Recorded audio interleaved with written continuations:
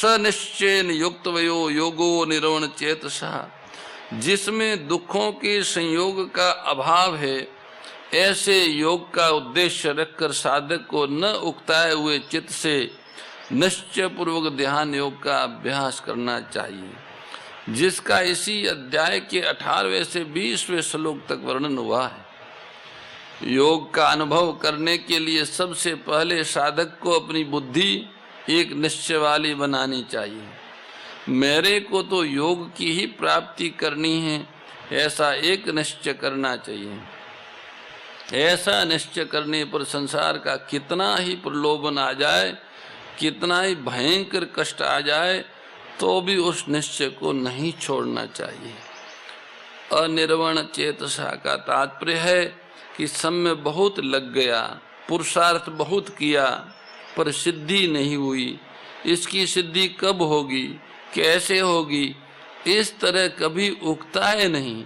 साधक का भाव ऐसा रहे, चाहे कितने ही वर्ष लग जाए, कितने ही जन्म लग जाए, जन्म कोटि लगी रगर हमारी, वरुण संबून तो रहूं कुंवारी। कितने ही जन्म लग जाए, कितने ही भयंकर से भयंकर दुख आ जाए, तो भी मेरे को तो परमात्मा को प्राप्त करना ही है। साधक के मन में स्वाभाविक ऐसा विचार आना चाहिए कि मेरे अनेक जन्म हुए हैं, पर वे सब के सब निरर्थक चले गए, उनसे कुछ भी लाभ नहीं हुआ। अनेक बार नरकों के कष्ट भोगे, पर उनको भोगने से भी कुछ नहीं मिला। केवल पूर्व के पाप नष्ट हुए, पर परमात्मा नहीं मिले। अब यदि इस जन्म का सारा समय आयु और पुरुषार्थ परमात्मा की प्राप्ति में लग जाए, तो कितनी बढ़िया बात होगी। उकताना नहीं, बढ़िया समझना है। सांसारिक संयोग का विभाग अलग है और योग का विभाग अलग है।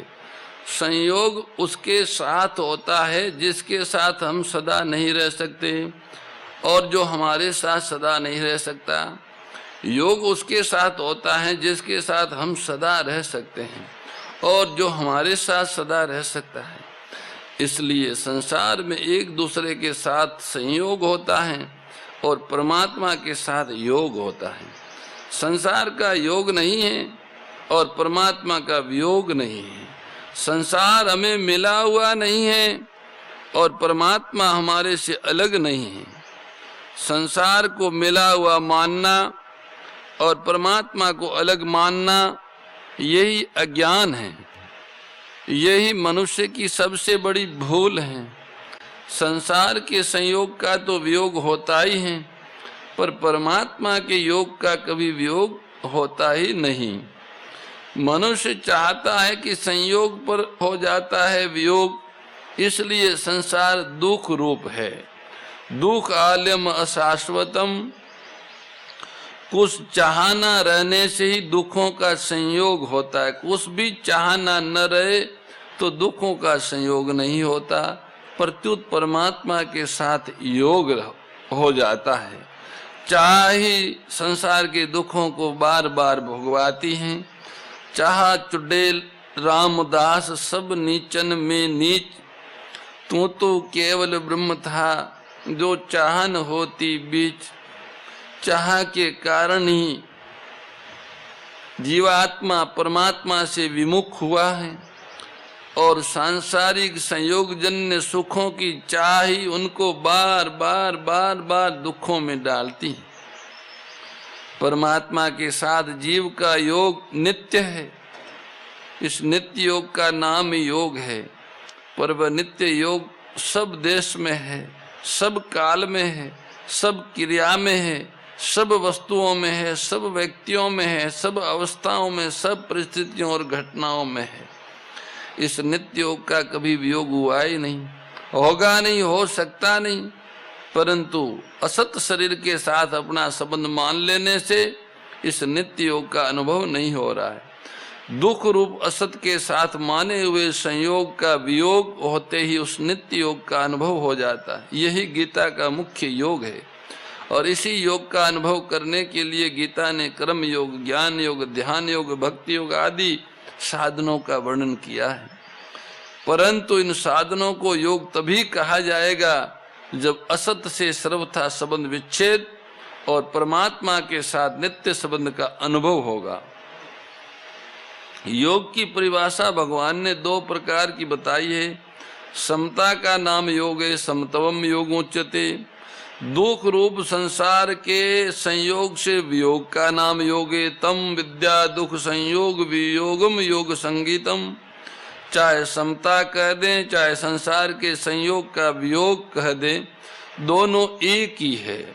समता में स्थित होने पर संसार के संयोग का वियोग हो जाएगा और संसार के संयोग का वियोग होने पर समता में स्थिति हो जाएगी। दोनों में से कोई एक होने पर नित्य योग की प्राप्ति हो जाएगी। परंतु सूक्ष्म दृष्टि से देखें तो तम विद्या दुख संयोग वियोगम योग संगीतम पहली स्थिति है और समतवम योग उच्चते बाद की स्थिति है, जिसमें नैष्टि की शांति, परम शांति अथवा आत्यांतिक सुख की प्राप्ति है। समता की प्राप्ति भी स्वतः हो रही है और दुखों की निवृत्ति भी स्वतः हो रही है। प्राप्ति उसी की होती है जो नित्य प्राप्त है, निवृत्ति उसी की होती है जो नित्य निवृत्त है।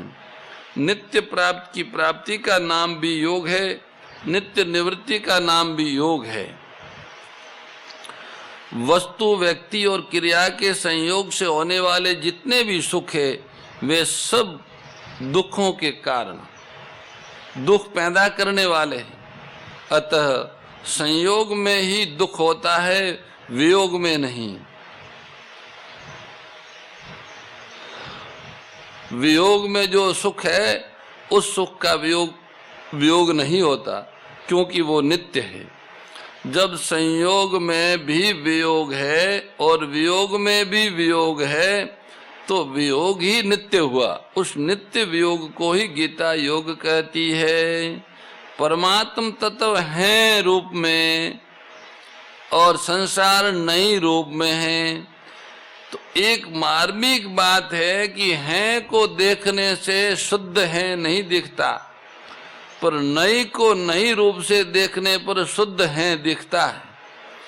कारण कि हैं को देखने में मन बुद्धि लगाएंगे, वर्ती लगाएंगे, हैं के साथ वर्ती रूप नई भी मिला रहेगा, परंतु नई को नई रूप से देखने पर वर्ती भी नई में चली जाएगी और शुद्ध है शेष रह जाएगा। जैसे कूड़ा करकट दूर करने पर उसके साथ झाड़ू का भी त्याग हो जाता है और मकान शेष रह जाता है। परमात्मा सब में परिपूर्ण है, इसका मन में चिंतन करने पर, बुद्धि से निश्चय करने पर वर्ती के साथ हमारा संबंध बना रहेगा। परंतु संसार का प्रति क्षण वियोग हो रहा है। इस प्रकार संसार को अभाव रूप से देखने पर संसार और वर्ती दोनों से संबंध विच्छेद हो जाएगा और भाव रूप शुद्ध परमात्म तत्व शेष रहेगा। 23वें श्लोक के पूर्वार्ध में भगवान ने जिस योग का वर्णन किया था उसी योग की प्राप्ति के लिए अब आगे के श्लोक में निर्गुण निराकार के ध्यान का प्रकरण प्रारंभ करते हैं। श्री भगवान कहते हैं, संकल्प से उत्पन्न होने वाली संपूर्ण कामनाओं का सर्वथा त्याग करके मन से ही इंद्रिय समूह को सभी ओर से हटाकर धैर्य युक्त बुद्धि के द्वारा संसार से धीरे धीरे उपराम हो जाए और मन बुद्धि को परमात्म स्वरूप में सम्यक प्रकार से स्थापन करके कुछ भी चिंतन न करे, अचिंत हो जाए। जो स्थिति कर्मफल का त्याग करने वाले कर्मयोगी की होती है वही स्थिति सगुण साकार भगवान का ध्यान करने वाले की तथा अपने स्वरूप का ध्यान करने वाले ध्यान योगी की भी होती है। अब निर्गुण निराकार का ध्यान करने वाले की भी वही स्थिति होती है। बताने के लिए भगवान आगे का प्रकरण प्रारंभ करते हैं। श्री भगवान कहते हैं कि संकल्प प्रभवान कामान स्तैकत्वा सर्वान शेषतः। सांसारिक वस्तु, व्यक्ति, पदार्थ, देश, काल, घटना, परिस्थिति आदि को लेकर मन में जो तरह तरह की स्फुरणाएं होती हैं उन स्फुरणाओं में से जिस स्फुरणा में प्रियता, सुंदरता और आवश्यकता दिखती है, वह स्फुरणा ही संकल्प का रूप धारण कर लेती है।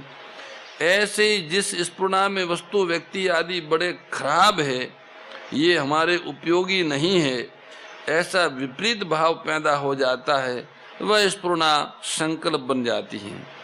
संकल्प से ऐसा होना चाहिए और ऐसा नहीं होना चाहिए, ये कामना उत्पन्न होती है। इस प्रकार संकल्प से उत्पन्न होने वाली कामनाओं का सर्वथा त्याग कर देना चाहिए। यहाँ कामान पद बहुवचन में आया है, फिर भी इसके साथ सर्वान पद देने का तात्पर्य है कि कोई भी और किसी भी तरह की कामना नहीं रहनी चाहिए। अशेषत कामना का बीज भी नहीं रहना चाहिए, कारण कि वृक्ष के एक बीज से ही मीलों तक जंगल पैदा हो सकता है। अतः बीज रूप कामना का भी त्याग होना चाहिए। मनुष्य इंद्रिय ग्रामम, जिन इंद्रियों से शब्द, स्पर्श, रूप, रस और गंध इन विषयों का अनुभव होता है, भोग होता है, उन इंद्रियों के समूह का मन के द्वारा अच्छी तरह से नियमन कर ले। मन से इंद्रियों को उनके अपने अपने विषयों से हटा ले। शब्द, स्पर्श, रूप, रस, गंधा और इसमें अलख लिखे सो अंधा, इनको सत्य न माने, इनसे अपने को हटा ले। समंतत कहने का तात्पर्य कि मन में शब्द, स्पर्श आदि विषयों का चिंतन न हो और सांसारिक मान बढ़ाई, आराम आदि की तरफ किंचन मात्र भी खिंचाव न हो। ध्यान योगी को इंद्रियों और अंतकरण के द्वारा प्राकृत पदार्थों से सर्वथा संबंध विच्छेद का निश्चय कर लेना चाहिए। पहले फुरना होती है, फिर संकल्प होता है। स्फुरना में सत्ता, आसक्ति और आग्रह होने से वह संकल्प हो जाता है, जो बंधन कारक है। संकल्प से फिर कामना उत्पन्न होती है और स्फुरना दर्पण के कांच की तरह है, जिसमें चित्र पकड़ा नहीं जाता, परंतु संकल्प कैमरे के कांच की तरह है, जिसमें चित्र पकड़ा जाता है। साधक को सावधानी रखनी चाहिए कि स्फुरना तो हो पर संकल्प न हो। बुद्धिया धृतिया गृत्या, साधन करते करते प्राय साधकों को उकताहट हो जाती हैं, उकता जाते हैं, निराशा होती है कि ओह, ध्यान लगाते, विचार करते इतने दिन हो गए पर तत्व की प्राप्ति तो नहीं हुई, तो अब क्या होगी, कैसे होगी। इस बात को लेकर भगवान ध्यान योग के साधक को सावधान करते हैं। उसको ध्यान योग का अभ्यास करते हुए सिद्धि प्राप्त न हो तो भी उकताना नहीं चाहिए, धैर्य रखना चाहिए। जैसे सिद्धि प्राप्त होने पर, सफलता होने पर धैर्य रहता है, विफलता होने पर भी वैसा ही धैर्य रहना चाहिए। ओ, वर्ष के वर्ष बीत जाए, शरीर चला जाए तो भी परवाह नहीं, पर तत्व को तो प्राप्त करना ही है।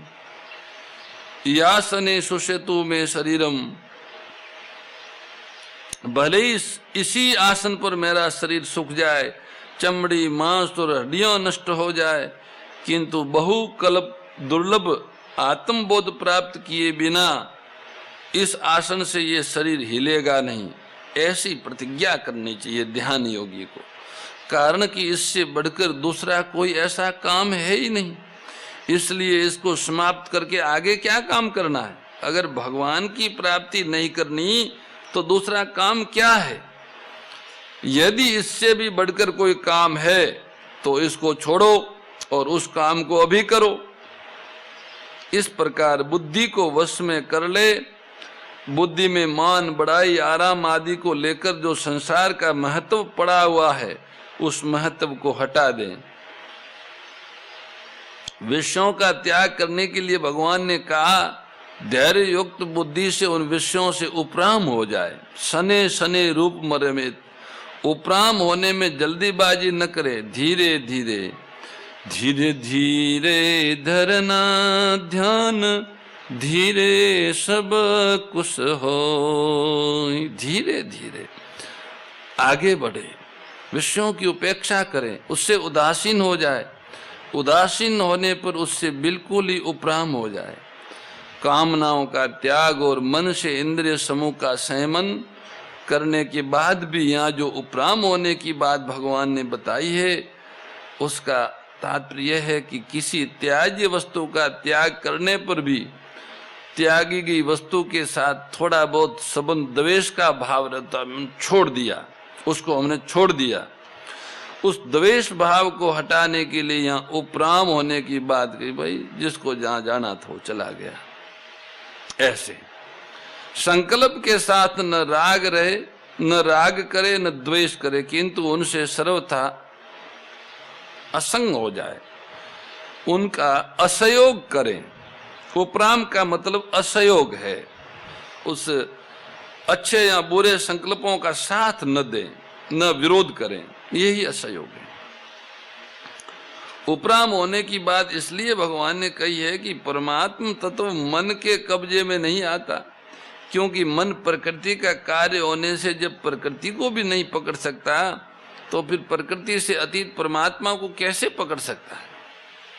परमात्मा का चिंतन करते करते मन परमात्मा को पकड़ ले, ये उसके हाथ की बात नहीं है। जिस परमात्मा की शक्ति से मन अपना कार्य करता है, उसको मन कैसे पकड़ सकता है। ये न मनसा न मनुते ये नाहर मनोमतम। जैसे जिस सूर्य के प्रकाश से दीपक बिजली आदि प्रकाशित होते हैं, वे दीपक आदि सूर्य को कैसे प्रकाशित कर सकते हैं।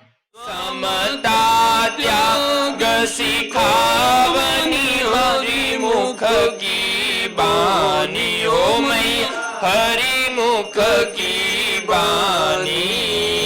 सकल शास्त्र की स्वामी, सकल शास्त्र की स्वामी, श्रुतियों के रानी। ओम जय भगवत गीते।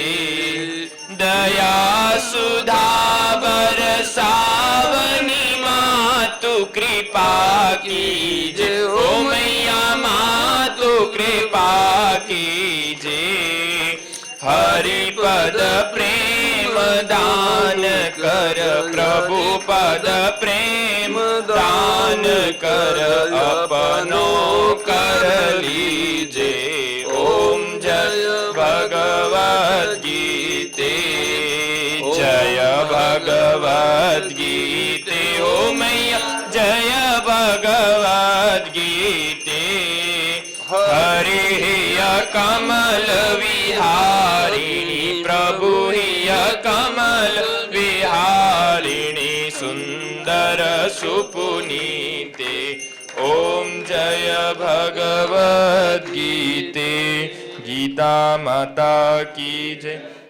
परम श्रद्धेय गौरीशी स्वामी श्री दत्त शरणानंद जी महाराज की प्रेरणा व मार्गदर्शन में विश्व के सबसे बड़े गौ सेवा संस्थान श्री गोधाम महातीर्थ पथमेड़ा द्वारा संरक्षित लाखों बीमार, विकलांग, वृद्ध एवं अशक्त गोवंश वेद लक्षणा गोमाता की सेवा के साथ साथ भारतीय गोवंश का संरक्षण, संपोषण, संवर्धन एवं उनसे प्राप्त पंचगव्यों का परिष्करण व विनियोग करना, घर घर गोपालन, गो अभ्यारण्य, घास चारा उत्पादन हेतु गोचर भूमि का विकास, गोपालन लोक संस्कृति के पुनर्जागरण हेतु वेद लक्षणा गो महिमा का प्रचार प्रसार करना तथा गोपालक किसानों के स्वावलंबन हेतु गो कृषि अन्न एवं गो दुग्धान का गुणवत्ता युक्त बाजार तैयार करना श्री गोधाम महातीर्थ का पावन उद्देश्य है। आप सभी दानदाता श्री गोधाम महातीर्थ पथमेड़ा द्वारा संचालित गो सेवा महाअभियान में बढ़ चढ़कर सहयोग कर